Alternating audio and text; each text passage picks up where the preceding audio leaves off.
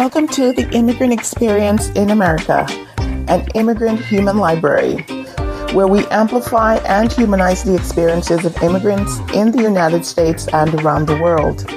Listen in as we add another story to our immigrant human library.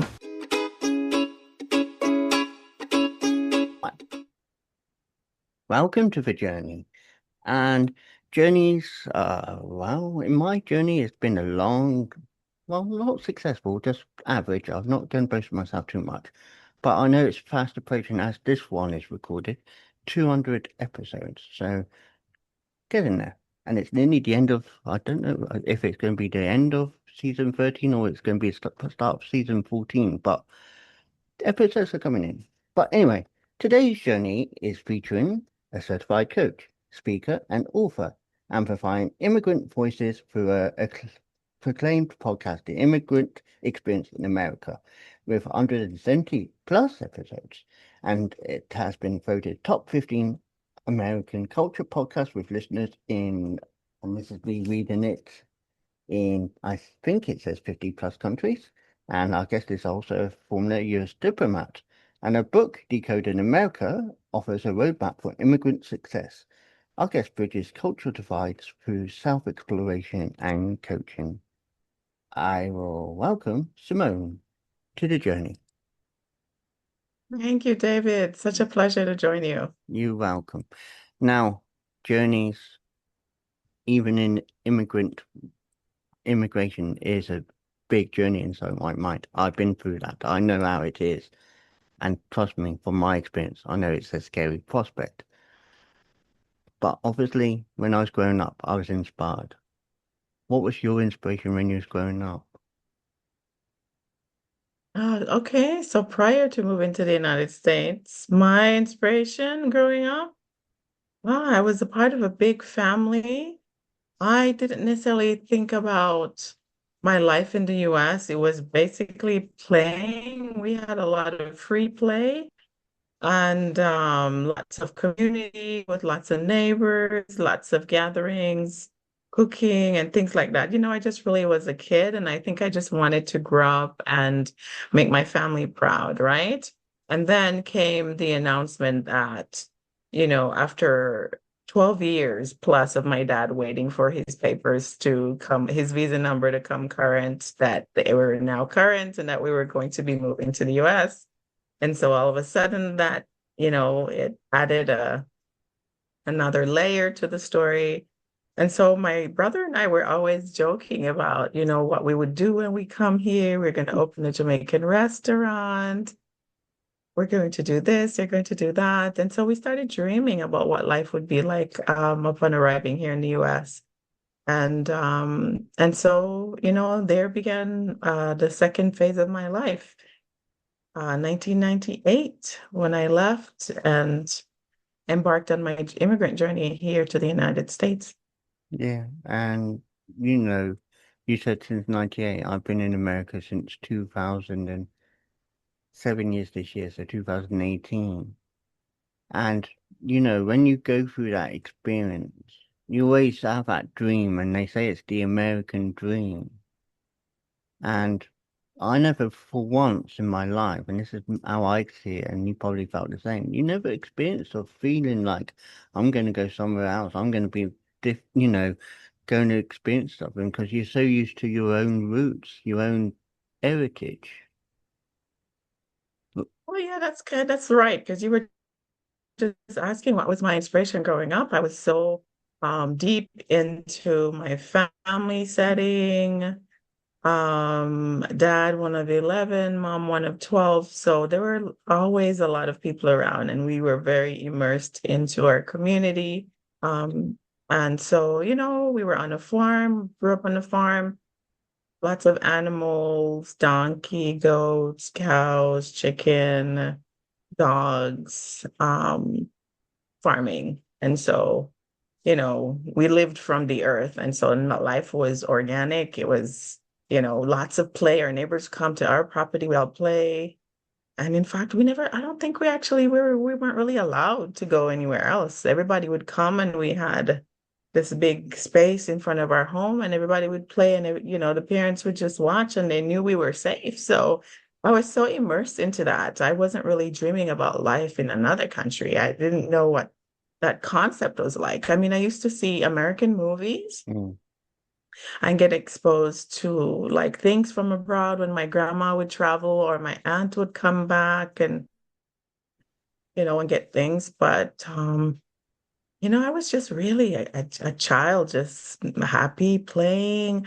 It wasn't formalized like play is formal here in the US now. Like you have to do play dates and have swimming classes and all this stuff. That's so interesting to me and can be frustrating at time, right? yeah. Because I just grew up where you just get lost in just playing and just being a kid.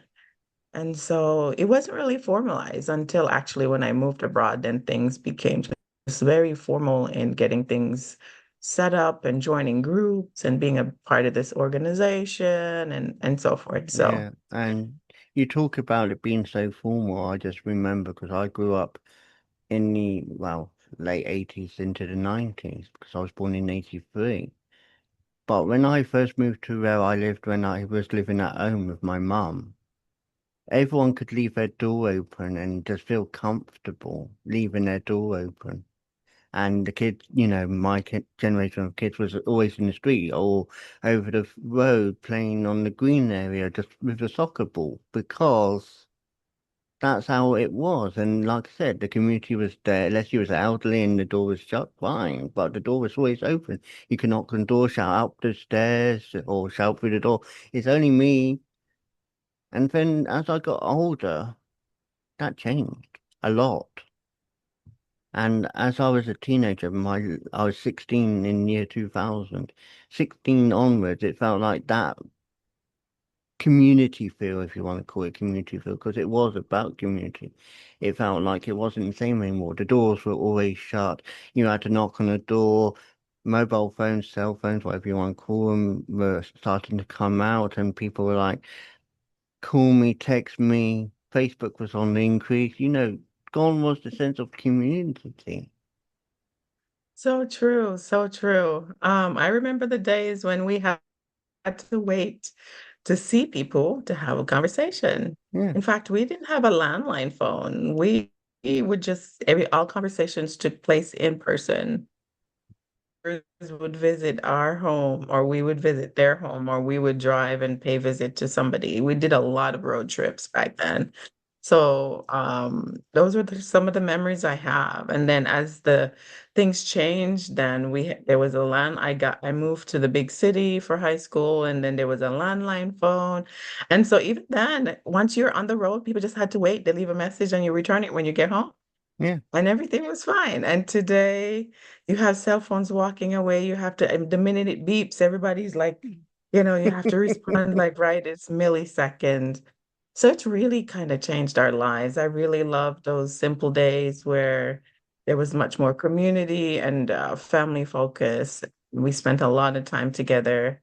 Not perfectly because we're all humans and issues arise and we resolve them and then we move on, right? That's Yeah. just a human dynamic. But I miss those days where things were just organic play that I grew up having. And it breaks my heart at times when I think about the fact that my daughter isn't having that because she's experiencing a completely different world here in the US, always inside, always on some TV or another device. If we want her to be playing with someone, she can't just go outside and play because family isn't close by. We have to make a text message and plan. Let's meet up at the park. Let's go skating. Let's go to this place. Let's go swimming. It's so formal and it just feels so unnatural to And me, the right? formality carries on in the fact because many people nowadays, gone is the days of where are you? I know where you are. Let's have this app. I know where you are straight away. Exactly. People even post it online, what they're doing, their movements, posting on Facebook if they're going on a flight where they're traveling to, which is, there's a lot of security concerns with that. But yeah, life is quite different from the way I grew up. I was very immersed into just being a kid. And in fact, it was when I moved to the US that I actually, that naivete that you grew up with as a child actually started like diminishing, right? Yeah, Because I just wasn't aware of like certain complexities of society and human interaction and societal issues. And I was so naive, I'm telling you, when I went off to college the first time, because I was always around safe people, family, friends, we invite neighbors over. There's always like cooking and hanging out, and you felt safe in that bubble. And so once you left that bubble, then the real world comes in and you have yeah. to start classifying your relationships about who is an acquaintance and who is a colleague and who's a friend and who makes it into your safe space. And I talk about this whole dynamic of learning whether you're a peach or a coconut. People who are peaches share openly the moment they meet you. People who are coconuts basically are tend to come from collectivist cultures.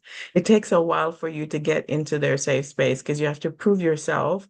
And people talk about this when they do business abroad, like when Americans do business with other cultures. It takes them a while for them to kind of get into people's space, for them to trust you and start doing business for you. Yeah. They have to prove themselves on the relational level before people will even do business with you. And so, And that goes for any kind of work business because if you're in a role that is supervised, say for example, and this is a good example, you got a supervisor who's so set in his ways, for example, someone comes in, you have to adapt to that person, and it feels like sometimes that person can't adapt to that you because you are so different because they're so set in their way. But it's about adaptability, and it's that adaptability I think will outgrowth in a person with another person. You can't force it because I always learned this the hard way in life. You go around saying, I am David, I'm wearing this badge.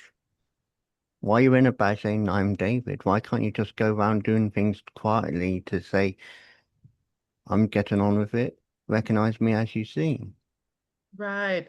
It's a cultural thing. I think it's cultural coming from, and you came from you said you moved from the UK, and Yeah, in a lot of terms it would be considered Western individualistic, but probably more collectivist than the US, in some sense. And so people, the whole idea of modesty and humility is probably um a part of that culture. I can't really say, but it sounds like that's what you're expressing. And so, but here in the US, you have to be able to, as they say, toot your own horn, say what your contribution is, make sure the people who needs to know your contribution, or else you're going to be left behind. That was quite a transition for me. And so a lot of times your work, when you just quietly do your work here in the US, it doesn't always speak for you. And in fact, if you don't take the initiative to say what your contribution is, sometimes it can be misrepresented by others who, for whatever reason, whether it's nefarious reasons, so they could get the role or whatever reason. So a lot of times if you leave the narrative up to other people, they tend to not represent you well. So you have to be able to take control of that narrative about you, who you are, or what your contribution is. This is just the capitalistic marketplace. And at times it has been such a journey for me learning to toot my own horn. Even now, it's like I cringe in my body, like putting myself out there because the way we were raised, it's about being a modest, being humble, let your work speak for itself. You don't just go about just kind of being showy and, boasting. For people in collectivist cultures, they see that as being boastful.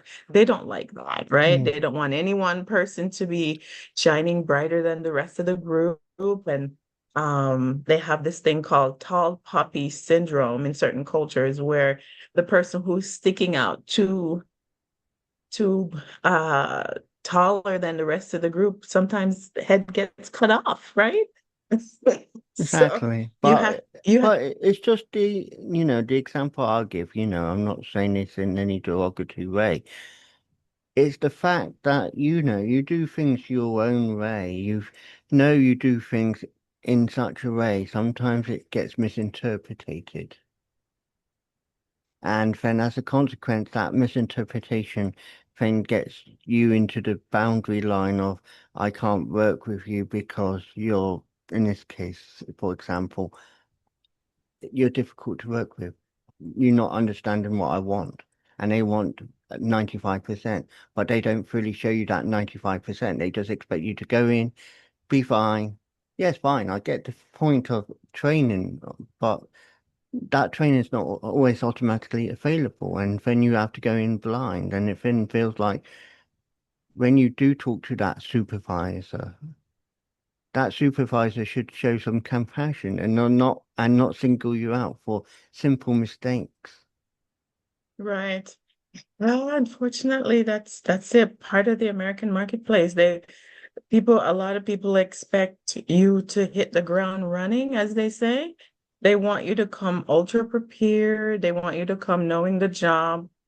And on-the-job training is important. It's necessary and it takes time for you to get to know your boss, the expectations of the job, what's the requirements of the job, how you communicate back and forth and things like that, whether you're managing up or they're managing you. It takes time for that. Someone gave me an advice a few years back, and they say whenever you go into any job, always take about 6 months to learn. Don't go in making immediate changes because perhaps the system that they have working for everybody who is there is working just fine. So you don't want to just run in and start making changes and taking charge and running people over. Take some time to learn and observe and to learn and listen from the folks who have been there before you, and then maybe later on you can tweak and make suggestions and work with them to see what changes you can do to improve. Mm, But at times it seems like counterproductive at times to see how some people just come in the door on day one and they're ready to just steamroll everything and just change everything, despite what people who were there before them might think. So it's a difference in operation. There's a book out there called Working with Americans, and it gives a lot of details about, speaking with brevity and getting to the point, and the type of like people in the West really just they want you to get to the point. They want you to just focus on what is needed. But a lot of times it does take on the job training for you to learn your job. And yeah, that's another story that could mm. take quite some time delving Yeah, into that but about the American workplace and but and but how it's different from other countries. yeah, but it's like immigration when you was young, so it wasn't really majorly applicable for you when you came to America. But when I came to America in 2018, that was a challenge. It felt like a job interview in its own right mind because I had to prove my worth to show that I was worthy in coming to America. Now, fine, on the green card I had, it was because of, I was technically at the time married. And I don't wish any ill health on her if she ever does listen to this. So I'm not begrudging her, but I just felt like I want to do things on my own merit. And yes, it then goes into that category, like I said earlier, about me wearing that badge. I had to wear that badge for immigration to see that I was a viable person. And I Oh, just, you cut out there for a minute. You had to yeah, wear that badge for for immigration to immigration see. to see that I was worth something to be coming into America for. Right. And it wasn't, I'm not saying it's for everyone, but some situations you've got to go to the immigration. They will say, okay, we like you've done, we like what you said, but you got to see a psychiatrist. So if you do something that they think is worthy of your mental health at risk, they will refer you to a psychiatrist. I had to see a psychiatrist. I had to prove to that psychiatrist I was healthy, sound mind person. Oh, you're talking about the medical before you actually Yeah. arrive. Mm. Yeah, well, yeah, a lot of people go through that. I was very young, so And I that's don't what even and that's what I'm saying. remember. You was young, so I that's don't the even know difference. if I went. I don't even know if I went because I was so young. I think maybe my dad went and other people in the group of us, but I was probably too young. I don't remember. We But probably did blood tests and things like that. the medical, that's fine. That's the normal. It's just when they refer you to see a psychiatrist and you already spent like, in my case, I already spent like £250 just to get to London the first time to get pay for the, and then they say, you got to pay, pay for now and see a psychiatrist." It's like it leaves you short before you get there. Luckily, I had the money, but the fact was it was stressful. But at the same time, Oh yeah, it can be. and that's what, going back to talking about immigration, immigration as a whole looks easy, but there is a lot of stress. A lot of stress that can be prevented, but the mindset is being successful in knowing the key elements. It's like I said with the job, you got to know in yourself to be confident, to push yourself. Right, right. It is a stressful process for a lot of people. And if you consider some cases, it can be even more stressful than that. I've heard of people where they've come into the US, for example, on an H-1B. And for some countries, I'm thinking of India, where there's so many people in line to get an H-1B, such a flood of people coming over. One gentleman told me it took him over 20 years to get his green card. And there are people who've been in the US for decades and they're still waiting. And so, can you imagine being in limbo like that? Mm, And I don't even know how they settle down, have families and have children and things like that when you're just, you know, somebody else has the control over whether you stay or leave here. So, but it's interesting. I hear somebody say that immigration or being able to do international travel is a privilege, it's not a right. And so you have to be able to afford the cost associated with going through the immigration process, all of the costs associated with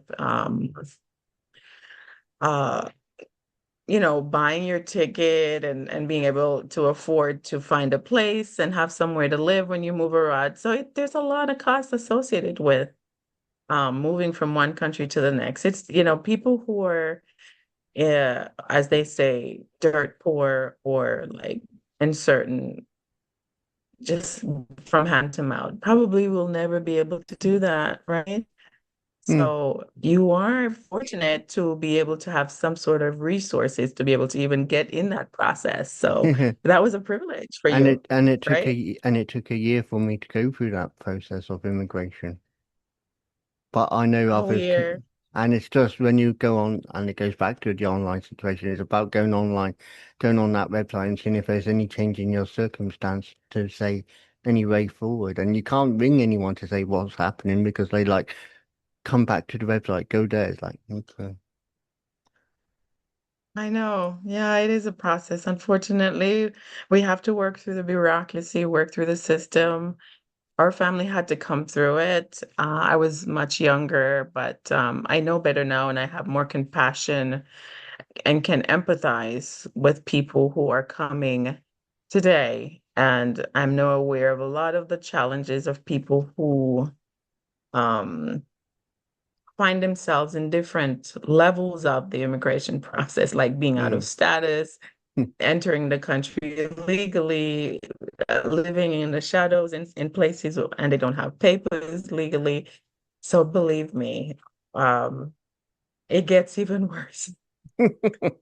So, It seg gets even worse for some so, people. so in the segue going into your book, is this what your book is about?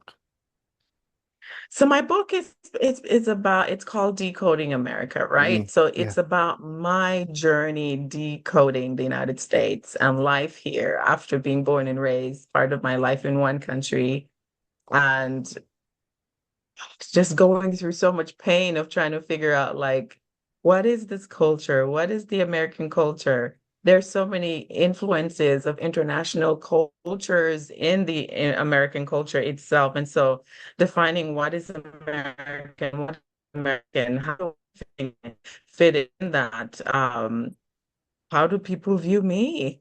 The smoker girl, like what does somebody of my skin tone, what sort of social attributes racially do people attribute to me, learning about racism for the first time. So it's about my journey, actually learning for the first time so many things and trying to figure out the American workplace and how to navigate it.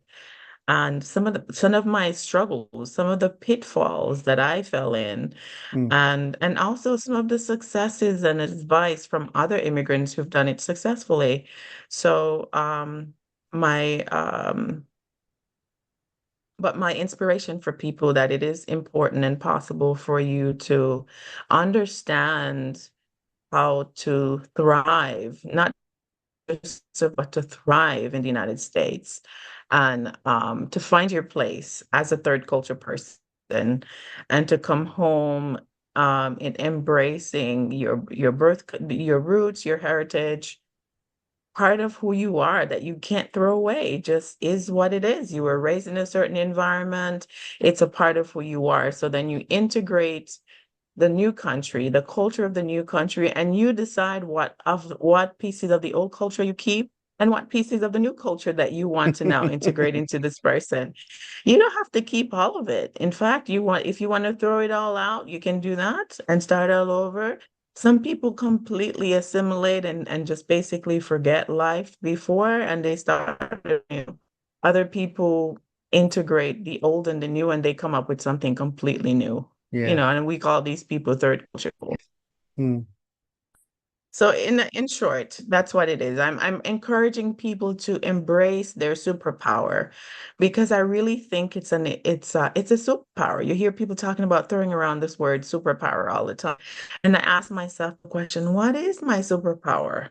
And then I came across this lady, Daniel Leslie from Course from Scratch, and she, for the first time, talked to me about or mentioned the whole idea about your culture ad. What is that thing that your own life experience bring to the table? What value do you already bring to the table? You don't need to go get another degree. You don't need to go get a PhD or another certification. What is it in your life and lessons that you've learned that you can add value to people? And so that's when I started researching and asking the question, and I realized, oh my goodness, this whole immigrant experience journey is so rich and it's in fact a superpower. You can be that bridge between your old culture, your new culture, and multiple other cultures. And for people who are born in one or the other, oftentimes they don't necessarily have that perspective, but you can see so much more than a lot of other people. And so I encourage people, embrace who you are, come home to yourself. It's a superpower. Use it to your advantage. And that book is on Amazon, I assume. Yes, it's available worldwide, everywhere books are sold online. So you can find it in the UK, Australia, all the other countries. It's on Barnes and Noble, Amazon, and many other places. Mm, that's good. And I'm just trying to figure out. It just says, the book is for obviously immigrants because it's one of the questions you did write in your press kit is about, you know, is it mainly for immigrants or is it for anyone to read? Because potentially how I look at it, it is an open-minded book that anyone can read and follow a journey because it is about that journey.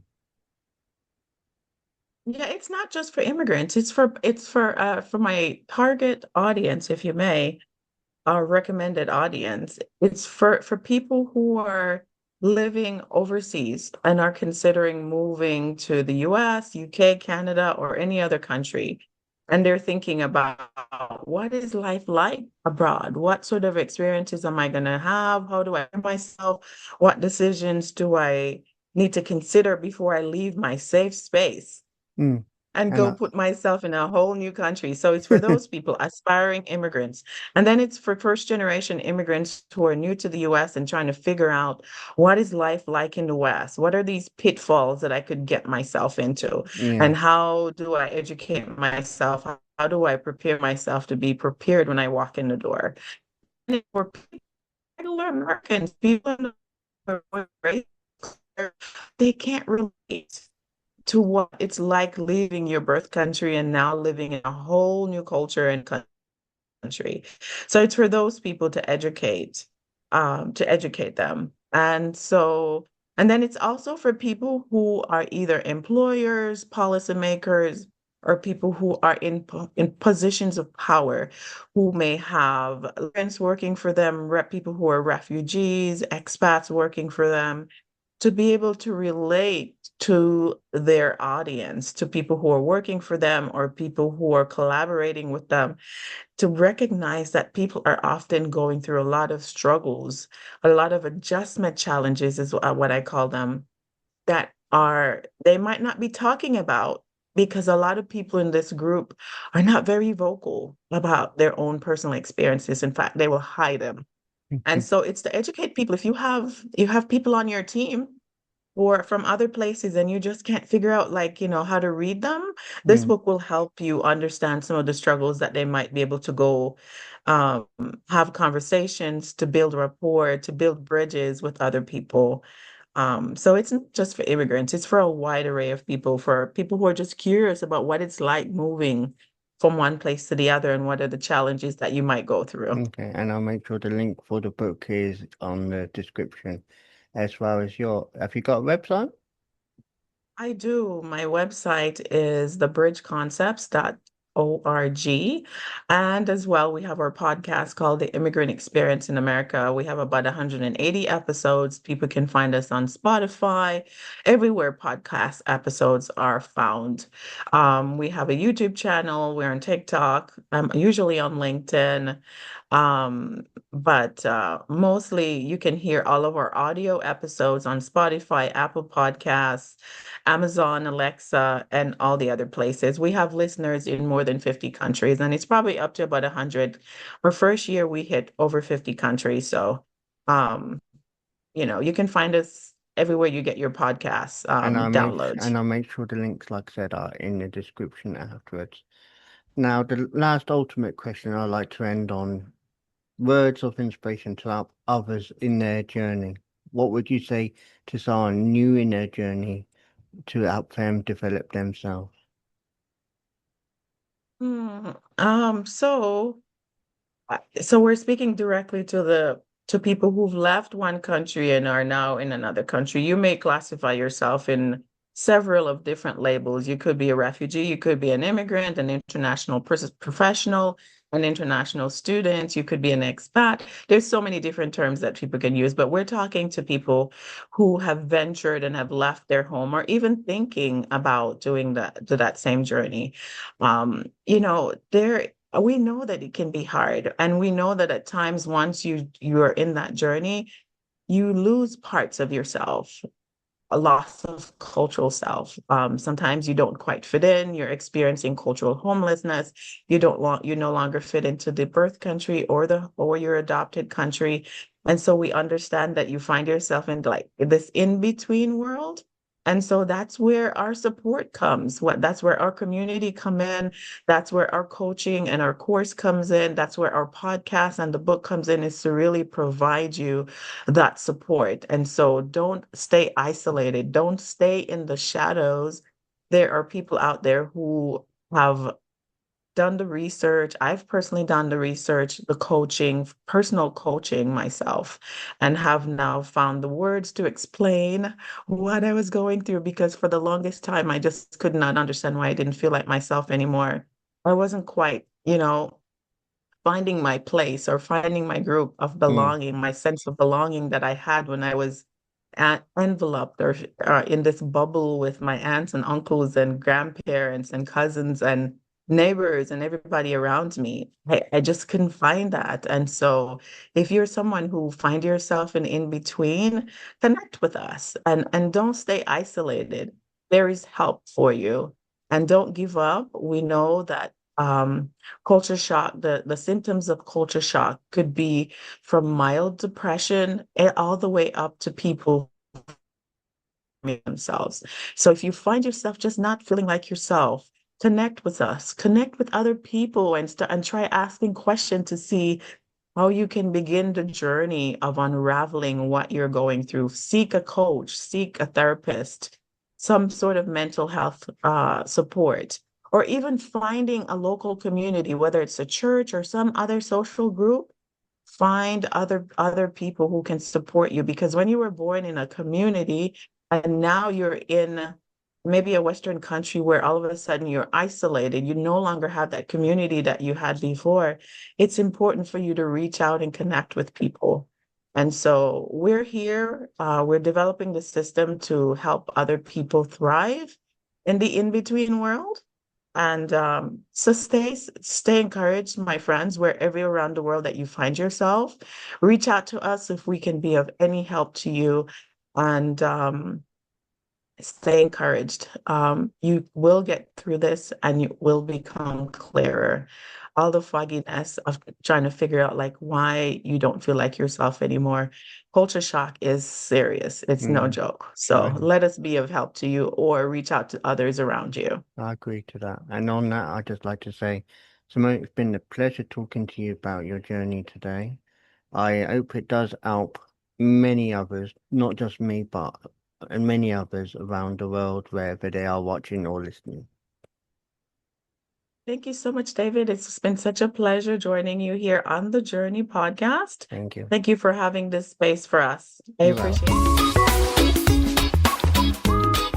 it. We thank our listeners around the world, and we appreciate your continued support as we build our human library. Please remember to give us a 5-star review, subscribe, and share with your friends, family, and circle of influence.